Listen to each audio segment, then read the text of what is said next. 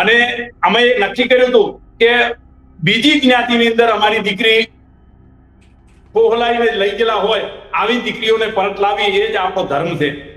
રબારી સમાજના આગેવાનોનો અને સાથે સાથે ચૌધરી સમાજના આગેવાનોને કે પરત આપી દીકરીને આજે કિંજલબેનને પરત આપીને એ ખરેખર મોટું કામ કર્યું છે. માટેના પ્રયત્નો કરવાના છે. અમે પૂરેપૂરા સમાજના આજે જે 200 થી 300 યુવાનો આવ્યા છે નક્કી કર્યું છે કે દીકરીને પરત લાવી એના માટેનો પૂરી મહેનત કરવાની છે. આના માટે સંકલ્પ લીધો છે. સાથે સાથે 18/3/2026 ના 10 વાગે મોટી સંખ્યાની અંદર રૂની અંદર હજારોની સંખ્યાની અંદર યુવાનો વડીલો અને આગેવાનો પણ જોડાવાના છે. ની અંદર આ પરિસ્થિતિ ચાલી રહી છે. આની અંદર એક જ વાત છે કે દીકરીને માતા પિતાની મંજૂરી ફરજિયાત કરે આવી કંઈક આયોજન સરકાર પણ કરે એવી અમારી આ મીડિયાના માધ્યમથી સરકારને પણ કહેવા માંગીએ છીએ. આગળનો ઇતિહાસ પણ જોઈ લીધો. જે ક્ષત્રિયો હોય, વૈશ્ય હોય, આ બધા પોતાના સમાજની અંદર જ ઉજળા હોય છે અને સમાજ જ સર્વોપરી હોય છે. એટલે સમાજની અંદર આપણે રહીએ તો જ ધર્મ અને સંસ્કૃતિ ટકે રહે. એટલે તો સતત આ પ્રયત્ન ચાલતો હોય. એ લોકો આગેવાનો પાસે લઈ આવ્યા છે, સતત મહેનત કરી છે પણ પરત આપી નથી. પણ અત્યારે આખો સમાજની વાત આવી છે એટલે સમાજ આખો સાથે છે એવું અમે સોશિયલ મીડિયાની અંદર કે આપણા મીડિયાના માધ્યમથી પણ કહીએ છીએ કે તમામ સમાજ એને સમર્થન આપશે. પોતે દીકરી પસંદ કરી કે પણ માતા પિતાની સહમતિ તો હોવી જ જોઈએ. માતા પિતાને 18 વર્ષ સુધી મોટી કરેલી છે, એની સહમતિ એને દીકરીને કુવામાં નાખવા માટે માતા પિતા કોઈ દિવસ રસ્તો બતાવતા નથી. એમની ઓગળી દીધેલી હોય ત્યાં તો લગ્ન કરે તો એનું જીવન સુખી રહે. તો સાચા માણસો દીકરા ઉપર અંકુશ રાખે છે. ભાઈ દીકરાઓને કેવું પડે કે ભાઈ આ બીજી જ્ઞાતિની છે, આપણે આ ના કરાય. સંસ્કૃત એટલે કે ધર્મ અને સંસ્કૃતિ સમજે છે. આ લોકો તો એમને ટકોર કરે છે.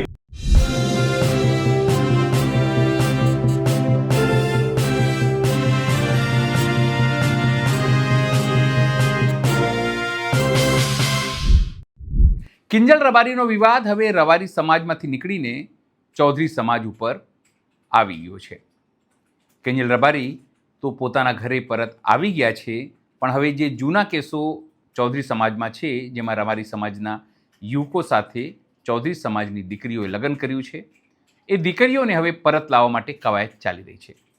આજે બનાસકાંઠામાં એક બેઠક મળી, જેમાં ચૌધરી સમાજના યુવાનો આગેવાનો બધા ભેગા થયા અને નક્કી થયું કે હવે આગામી દિવસોમાં જે દીકરી એટલે કે ચૌધરી સમાજની દીકરી જે ગામમાં ગઈ છે ત્યાં એક મોટું શક્તિ પ્રદર્શન કરવું અને દીકરીને પરત લાવવું. નમસ્કાર, હું છું ચિંતામણી પુત્રની પટેલ. સ્વાગત છે આપનો અમારા વિશેષ કાર્યક્રમમાં. આ અંગે વાત કરી છે સીધા અમરીભાઈ ચૌધરી પાસે. અમરાભાઈ ચૌધરી સ્પષ્ટપણે માને છે કે દીકરીઓ ભલે પ્રેમ લગ્ન કરે પણ માતા પિતાની સંમતિ હોય તો સમાજને પણ કોઈ વાંધો નથી. પણ જે નિયમો દીકરીઓ માટે લાગુ છે એ જ નિયમો દીકરાઓ માટે કેમ નહીં, એક મોટો સવાલ છે. સીધા જઈએ બનાસકાંઠા અને વાત કરીએ ચૌધરી સમાજના આગેવાન અમરાભાઈ ચૌધરી પાસે. નમસ્કાર, આપણી સાથે જોડાયા છે ચૌધરી સમાજના આગેવાન અમરાભાઈ ચૌધરી. અમરાભાઈ, આજે શેની મીટિંગ રાખવામાં આવી હતી તમારા વિસ્તારમાં અને કેટલા લોકો ભેગા થયા છે? શું લાગણી હતી આ અંતર જ્ઞાતિ જે વિવાદ થઈ રહ્યા છે અલગ અલગ જગ્યાએ? પહેલા કિંજલ રબારીનું આવ્યું કે ચૌધરી સમાજના છોકરા સાથે કર્યું, હવે તમારું સમાજ બી કહે છે કે ભાઈ જે ચૌધરી સમાજની દીકરી જે છે તે રબારી સમાજમાં ગઈ છે એને આપણે પરત લાવવાની છે. આ શું વિવાદ છે અને કેમ આવું થઈ રહ્યું છે? હવે આ ઘણા સમયથી ચાલતો હતો વિવાદ અને આજે રૂની ગામના જે ખેડૂતને ચૌધરી સમાજના જે દીકરી ગયેલ છે એના અનુસંધાને સમાજના 300 યુવાનો મળેલા હતા અને અમારી એક જ વેદના હતી કે બીજી જ્ઞાતિની અંદર લગ્ન થાય આ યોગ્ય નથી. આના માટે અમે ખૂબ મહેનતો કરેલી છે. પ્રેમ લગ્નના વિરોધની અંદર કે માતા પિતાની મંજૂરી ફરજિયાત એના માટે રેલીઓ કાઢી મુખ્યમંત્રી સુધી અમે આવેદનપત્ર આપ્યા છે, પણ આની અંદર હજી ઉકેલ આવ્યો નથી. એના અનુસંધાને અત્યારે રૂની ગામની અંદર 300 યુવાનો મળેલા હતા અને અમે નક્કી કર્યું હતું કે બીજી જ્ઞાતિની અંદર અમારી દીકરી પોહલાઈને લઈ ગયેલા હોય આવી દીકરીઓને પરત લાવી એ જ આપણો ધર્મ છે. એના અનુસંધાને રૂની ગામના આપણા પટેલ ની દીકરી એટલે કે ચૌધરી સમાજની દીકરી જે ઉણ ગામના રબારી સમાજના યુવાને લઈ ગયેલ છે. એટલે અમારી તો આજે રિક્વેસ્ટ છે કે રબારી સમાજના આગેવાનો આ દીકરીને પરત આપે તો એમના માતા પિતાની વેદના સમજીને પરત આપે એવી આજે વાત કરેલી છે. અને આવતા સમયની અંદર આ દીકરીને પરત નહીં આપે તો 18 તારીખે મોટું સંમેલન ચૌધરી સમાજના યુવાનો વડીલો સાથે મળીને કરવાના છે. આની અમે આયોજન કરેલું છે. અમરાભાઈ, મારે ખાલી એ પૂછવું છે કે થોડા સમય પહેલા જ અત્યારે કિંજલ રબારીનો એક વિવાદ સામે આવ્યો હતો. એના સમાજમાં પણ રબારી સમાજના લોકોએ બી એવું કીધું કે ભાઈ મારી દીકરી જે છે અન્ય સમાજમાં જઈને આવી રીતે કેવી રીતે કરી શકે. પછી કિંજલ રબારી પોતાના સમાજમાં પરત જતા રહ્યા, એવી બધી વાતો થઈ. તો જો આવી રીતે જ આપણે પ્રેમનો વિરોધ કરીશું, આમ તો સરકારે પોતાની રીતે જે કાયદામાં તો શું પેલા લગ્ન નોંધણીમાં સુધારો કર્યો છે કે ભાઈ હવે આધાર કાર્ડ આપવું પડશે, આ પાડશે, જે તમે કહેતા હતા કે સરકારે તો આ સુધારો કર્યો છે. હવે તો પછી હવે આ જે દીકરીની તમે વાત કરો છો, જે એ મને લાગે છે કે એકાદ વર્ષ પહેલાની ઘટના છે. આ 100% સાચી વાત છે. આ પ્રેમ લગ્નનો કાયદો છે ને, એમાં બદલ લાવવા માટે અમે ખૂબ મહેનતો કરી છે કે માતા પિતાની મંજૂરી 18 વર્ષ સુધી મોટી કરી હોય તેની મંજૂરી તો હોવી જોઈએ ને. એની સાથે સમર્થન લઈ અને ગમે તે કરે તો યોગ્ય છે, પણ એના ભાગુડી માણસો ખોવાઈ લલચાઈને લઈ જવા યોગ્ય નથી. ખરેખર અમે અભિનંદન આપીએ છીએ રબારી સમાજના આગેવાનોનો અને સાથે સાથે ચૌધરી સમાજના આગેવાનોને કે પરત આપી દીકરીને, આજે કિંજલબેનને પરત આપીને એ ખરેખર મોટું કામ કર્યું છે. આ રીતે તો બધા જ સમાજો આ રીતે સમર્થન આપી અને આવો નિર્ણય લે તો ખરેખર દરેક સમાજના જે ધર્મ છે, સંસ્કૃતિ છે, આ ટકી રહે એના માટેની મહેનત છે. આ પણ અમારી એવી માંગણી છે કે આ ચૌધરી સમાજની દીકરી રબારી સમાજના યુવાન લઈ જશે, આ પરત આપે. એમ જ ખરેખર દરેક સમાજની ભલાઈ છે. દરેક સમાજમાં આ પોતાની દીકરી તો પોતાની જ લાગે અને બીજા સમાજમાં જાય તો ખરેખર એક ગાલ રૂપે એક શબ્દ છે, એટલે બીજા સમાજમાં જાય તો ખરેખર માતા પિતા પીડિત હોય છે. આ એમની માતા પિતાની મંજૂરીથી થતો હોય એમાં અમે વિરોધ નહીં કરતા, પણ માતા પિતાની સહમતી તો જોઈએ ને. એટલે મારું કહેવાનો મતલબ એ છે કે સમાજ એવું માને છે કે જો માતા પિતાની સહમતિ હોય અને દીકરી પ્રેમ લગ્ન કરે તો સમાજને કોઈ વાંધો નથી, એવું જ કહેવા માંગો છો ને આપ? 100% સાચી વાત છે. માતા પિતાની મંજૂરી એટલે કે માતા પિતા સહમતિ આપતા હોય એમાં કોઈને વાંધો નહીં હોતો.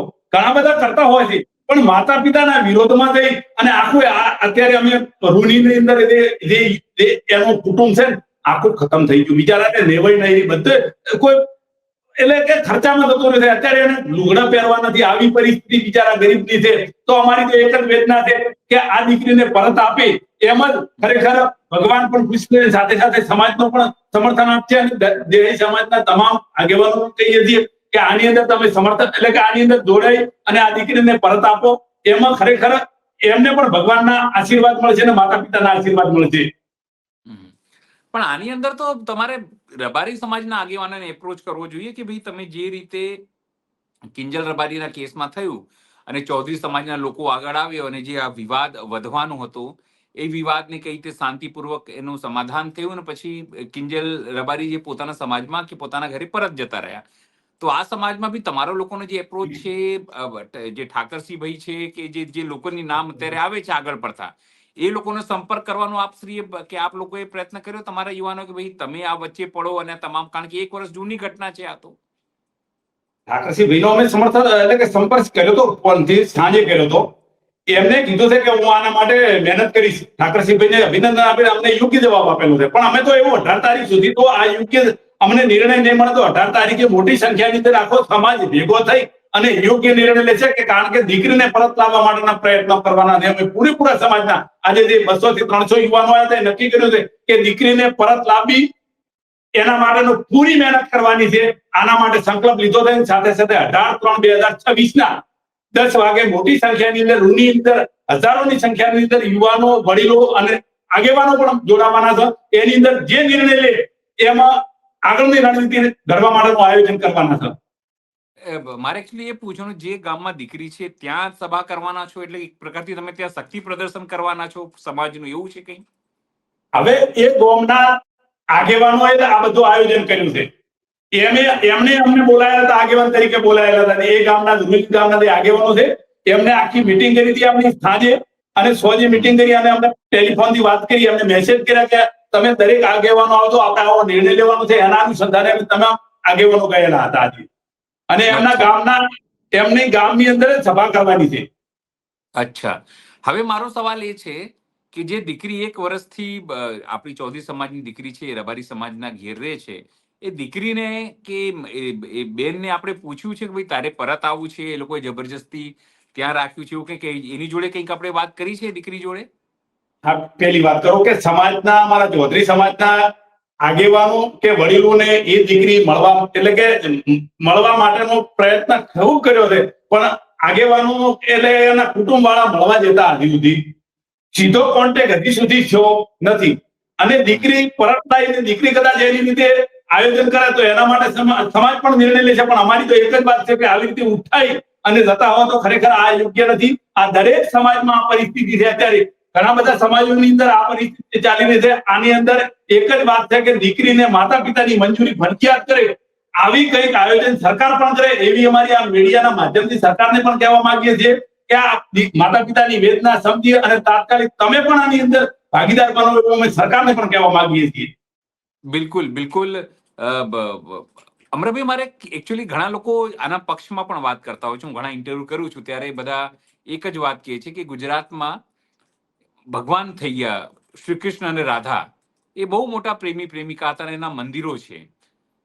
એ લોકોએ કંઈ પોતાના માતા પિતાની મંજૂરી નહોતી લીધી પ્રેમ કરવા માટે, એવું અત્તર કાપે છે લોકો.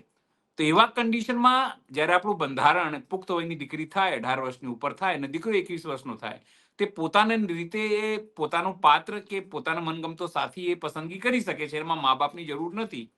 તો પછી સમાજના પદાધિકારીઓ તરીકે, આગેવાનો તરીકે એ લોકો પૂછે છે કે ભાઈ આ લોકોને શું અધિકાર છે કે અમને અટકાવે, અમે અમારા મનથી તો લગ્ન કરી શકીએ છીએ. તમારું તર્ક જાણવું છે અને પાછળનું તર્ક શું છે, તમે શું માનો છો? ખરેખર તમે ખૂબ પ્રશ્ન જબરદસ્ત પૂછો છે કે ખરેખર ધર્મ અને સંસ્કૃતિ ટકાવી છે ને તો માતા પિતાની મંજૂરી ફરજિયાત લેવું પડશે. આ કળયુગ છે. કળયુગની અંદર માતા પિતાની ફરજિયાત મંજૂરી લેવાની કે ધર્મ અને સંસ્કૃતિ કશું ટકવાનું જ નહીં. અને આ ધર્મ અને સંસ્કૃતિ હજારો વર્ષથી ટકીનું છે. હિન્દુ હોય કે કોઈ પણ જ્ઞાતિવાદ હોય, હજારો વર્ષથી ટકીનું છે. એ આપણા ઋષિ મુનિઓએ ટકાયેલું છે. એ પોતાની જ્ઞાતિની અંદર લગ્નો કરેલ નથી. આપણા આગળનો ઇતિહાસ પણ જોઈ લીધું. જે ક્ષત્રિયો હોય, વૈશ્ય હોય, આ બધા પોતાના સમાજની અંદર જ ઉજળા હોય છે અને સમાજ જ સર્વોપરી હોય છે. એટલે સમાજની અંદર આપણે રહીએ તો જ ધર્મ અને સંસ્કૃતિ ટકે છે. એટલે આના માટે પણ આપણે લડવું પડશે. ધર્મ અને સંસ્કૃતિ ટકાવવા માટે પણ લડવું પડશે. આના માટે ખરેખર પોતાની દીકરી પોતાના સમાજમાં સારી લાગે, નાનો સમાજ હોય કે મોટો સમાજ હોય, બ્રાહ્મણ સમાજ હોય કે વાલ્મીકી સમાજ હોય, દરેક સમાજની દીકરી દરેક સમાજની અંદર વાલી લાગે છે અને દરેકના સમાજની અંદર જ સારી લાગે છે. તો જ એને ગાળ મળતી નથી ને કે કોઈ પણ સમાજ એને ટોકે છે. એટલે તમામ સમાજોને અમે આ મીડિયાના માધ્યમથી પણ કહેવા માંગીએ છીએ કે પોતાના સમાજની અંદર જ આપણે રહીએ તો જ આ ભગવાન પણ ખુશ થતો હોય છે. મારો સવાલ એ છે કે 1 વર્ષથી એ દીકરી, તમારા સમાજની દીકરી છે જે ગામમાં ગઈ હતી, 1 વર્ષથી શું આપણે કોઈ એની સંપર્ક કર્યો તો દીકરી જોડે કે ભાઈ તમે તું આવી શકે છે, અથવા એ કોઈ વાત ચાલતી હતી કે અચાનક આ કિંજલ રબારીની ઘટના આવી સામે અને ચૌધરી સમાજના લોકો જે છે ચૌધરી સમાજના સમાધાન કરીને કિંજલ રબારી પરત જતા રહ્યા એટલે આ વાત ઉભી થઈ છે? એના બદલામાં એના સાટા પદ્ધતિ કહેવાય એવું છે કંઈ? ના, એવું નથી. આ 1 વર્ષથી મામલો ચાલતો જ હતો, પણ જે એનો માતા પિતા હતા ને એ ગરીબ હતા, કોઈ સાંભળતો નતો. પણ સોશિયલ મીડિયાની અંદર આ વાત છે અમારા જેવા આગેવાનો સુધી આવી ત્યારે આ વાત ના ઉજાગર થઈ છે. ન કે એમના ગામની અંદર તો સતત આ પ્રયત્ન ચાલતો હતો. એ લોકો આગેવાનો પાસે લઈ આવ્યા છે, સતત મહેનત કરી છે, પણ પરત આપી નથી. પણ અત્યારે આખો સમાજની વાત આવી છે એટલે સમાજ આખો સાથે છે એવું અમે સોશિયલ મીડિયાની અંદર કે આપણા મીડિયાના માધ્યમથી પણ કહીએ છીએ કે તમામ સમાજ એને સમર્થન આપશે. અમે તો એવું કહીએ છીએ કે દરેક સમાજ આની અંદર સમર્થન આપશે. દરેક સમાજની વેદના છે.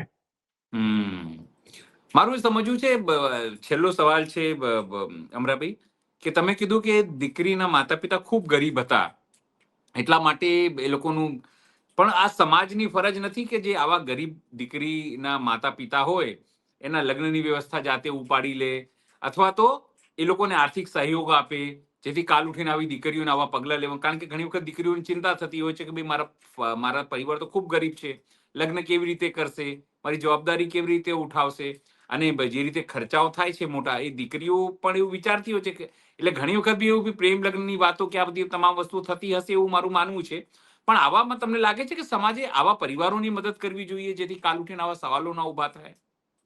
100% સમાજે મદદ કરવી પડે, પણ આવું બનતું નથી. દરેક સમાજ નાનો, એનું કુટુંબ નાનું હોય કે મોટું હોય, દરેક પોતાના બાળકોને એટલે કે લગ્ન કરવા માટેની ક્ષમતા ધરાવતો હોય છે, પોતાની સિસ્ટમ પ્રમાણે, પોતાની કેપેસિટી પ્રમાણે. એટલે કોઈના આગળ હાથલો કરવો પડે એવી પરિસ્થિતિ હોતી નથી. પોતાની રીતે, પોતાની જેવડું કુટુંબ હોય એવી રીતે લગ્ન કરતું હોય છે.